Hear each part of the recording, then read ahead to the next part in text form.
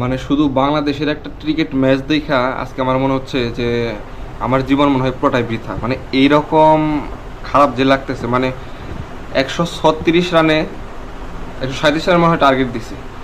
এইরকম একটা রান, খুব ভালো বল করছে তাও মানি, কিন্তু তারা যে তারা যে তাদের যে ব্যাটসম্যান যেরকমভাবে তারা ব্যাট পিটাইছে, মানে প্রত্যেকটা প্লেয়ারের মানে 6 মারতেই হবে, ঠিক আছে? এটা হচ্ছে মানে তারা বাসা বাসা থেকে লিখে আনছে, না হয় তাদের ব্যাটের মধ্যে লেখা ছিল যে তাদের 6 মারতেই হবে।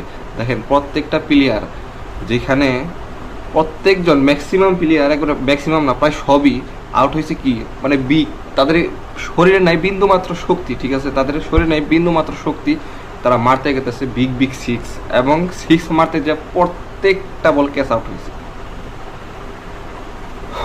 একটা আশা করছিলাম, একজনের কাছে শুধু আশা করছিলাম, সেটা হচ্ছে সাইফ, ঠিক আছে?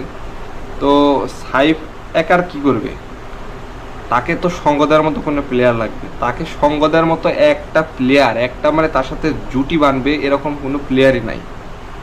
আর কি বলবো, লাস্টে মুস্তাফিজুর এবং রিশাদ, রিশাদ যে লাস্টে ম্যাচটাকে 11 রানের ব্যবধানে হারাইছে, তাকে ধন্যবাদ জানানো উচিত। আমরা তো গুহারা হারতাম, বাঙালিরা আমরা গুহারা হারতাম।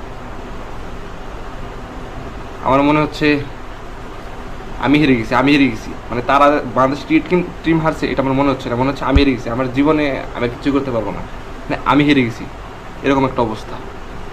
আয় রে বাংলাদেশ, সব সময় লাস্টে এনে তুই ডুবাইবই বাংলাদেশ, এটা তাদের স্বভাব। আর কি সব প্লেয়ার, কি সব ব্যাটসম্যান আছে, এদের কেন যে জায়গা দেয়? মানে ওপেনার, বাংলাদেশের ওপেনার দেখলে হাসি পায়, ঠিক আছে? 2 বল খেলে 0 রানে আউট হয়, এরকম ওপেনার বাংলাদেশের।